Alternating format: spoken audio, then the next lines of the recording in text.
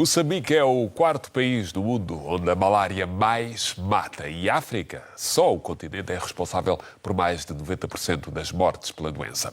O Programa Global contra a Malária da Organização Mundial da Saúde condensou os resultados de 20 anos de ações contra a doença e diz que não tem havido uma evolução na redução dos números da malária. Miguel Prudêncio é investigador no Instituto de Medicina Molecular e é nosso convidado. Bem-vindo.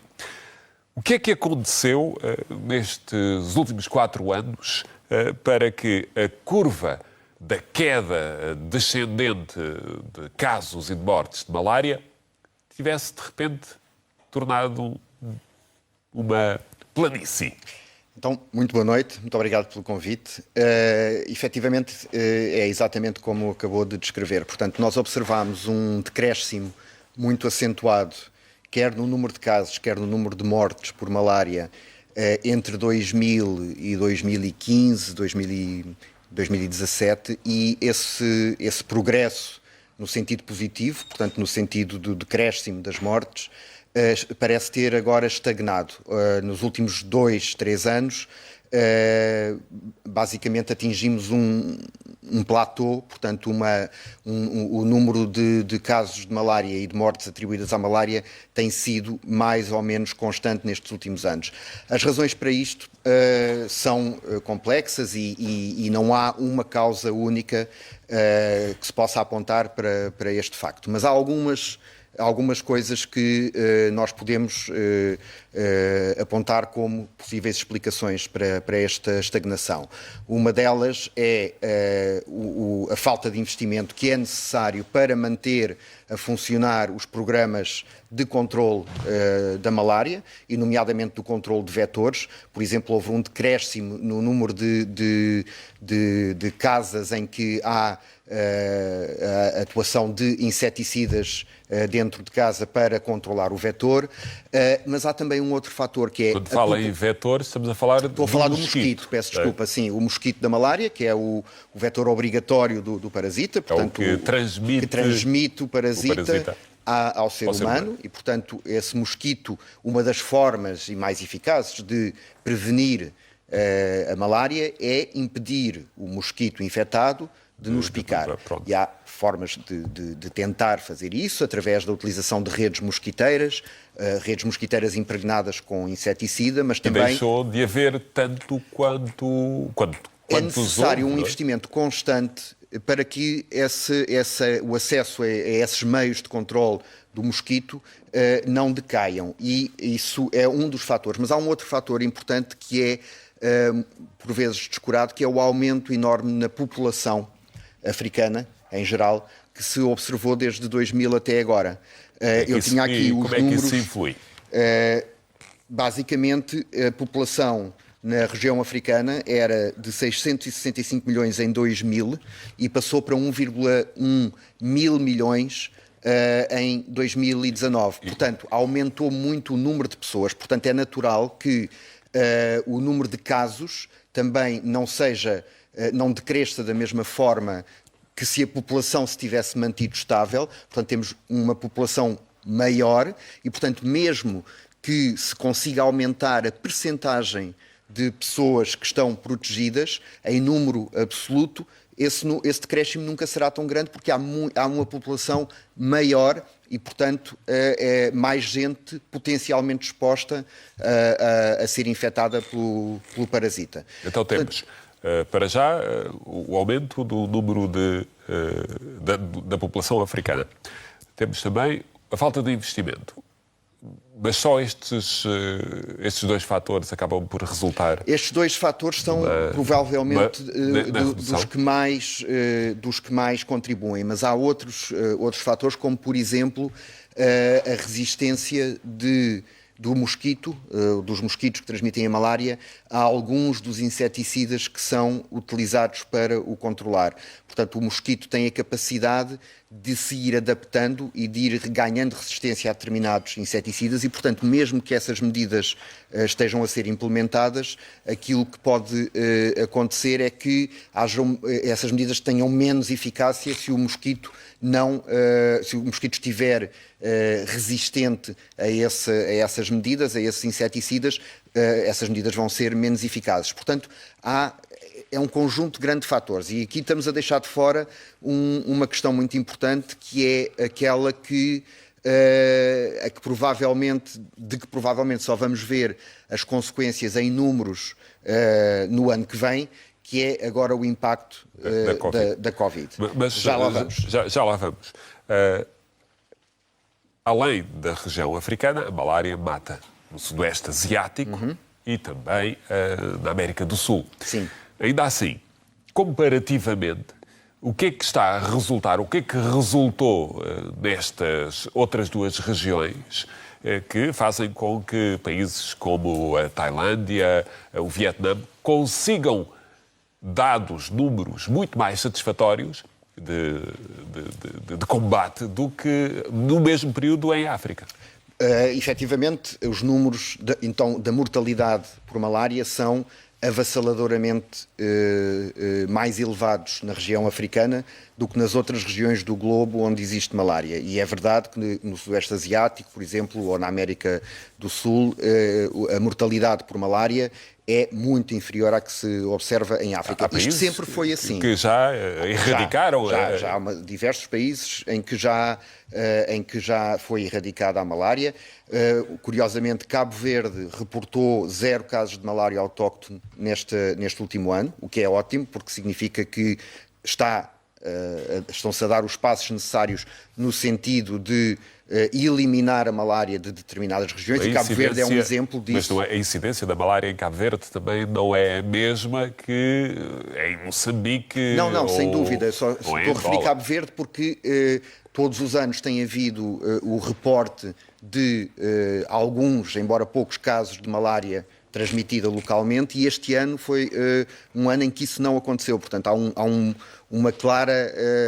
claro progresso no sentido desejável. Mas, de qualquer maneira, vamos lá olhar esses outros blocos continentais, geográficos. O que é que faz a diferença? Pronto. Desde sempre, a mortalidade por malária sempre foi superior em África a essas outras regiões. Mas há depois outras questões que também que ajudam a explicar.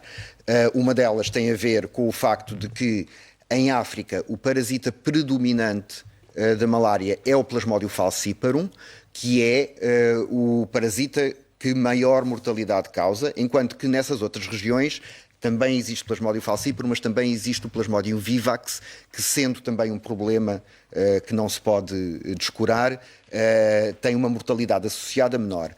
Depois, há a questão do acesso aos meios de prevenção, os tais meios de prevenção da infecção pelo mosquito, e depois o acesso ao tratamento, ao diagnóstico atempado e ao tratamento adequado. É mais eficaz em países como o Vietnã? É verdade.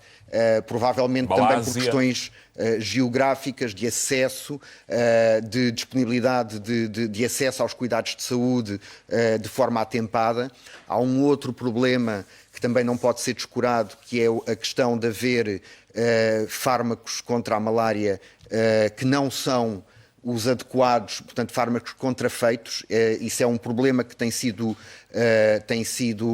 bastante discutido, a questão da existência de fármacos que são falsificados e que o seu uso prejudica muito, obviamente, a eficácia do tratamento, e eu penso que em África as principais razões que explicam esta diferença passam pela predominância do Plasmodium falciparum e alguma dificuldade no acesso atempado a cuidados a diagnóstico adequado e a cuidados de saúde também adequados. Os tratamentos que são a linha da frente dos tratamentos que são preconizados pela Organização Mundial de Saúde para o continente africano estão bem definidos e são fármacos eficazes, mas essa eficácia depende de eles serem administrados em tempo útil, ou seja, há uma janela de oportunidade e, sobretudo em crianças muito jovens, esse diagnóstico tem que ser feito atempadamente e o tratamento iniciado o mais depressa possível. E, por vezes, com dificuldades de acesso a determinados aos centros de saúde, etc., isso pode condicionar um pouco depois a eficácia e o resultado dessa intervenção. Aquilo que eu li também aponta e confirma, por favor, para políticas de gestão do combate à malária que não se adaptam a estes objetivos. Ou seja, havia uma política de vamos todos juntos, nós, os países que temos mais problemas, vamos todos juntos e ao mesmo tempo empreender este combate e a partir de determinada altura, 2015, por aí, cada um deste universo de países onde a malária é mais incidente, onde está a Nigéria, Moçambique, onde está o Uganda, começaram a ter as suas próprias políticas. E isto é verdade que condicionou estes resultados que agora conhecemos? Vamos ver, o combate a uma doença deste tipo deve ser concertado, tanto quanto possível, entre as diferentes regiões, os diferentes países onde este problema existe. Vamos ver, o mosquito não sabe onde é que está a fronteira entre um país e outro e, portanto, faz sentido que, e sobretudo em regiões fronteiriças, haja ações coordenadas entre os diferentes países para que as medidas implementadas sejam eficazes. Porque evidentemente, se tivermos determinadas medidas muito eficazes numa determinada região, mas na região ao lado essas medidas não forem implementadas com a mesma eficácia,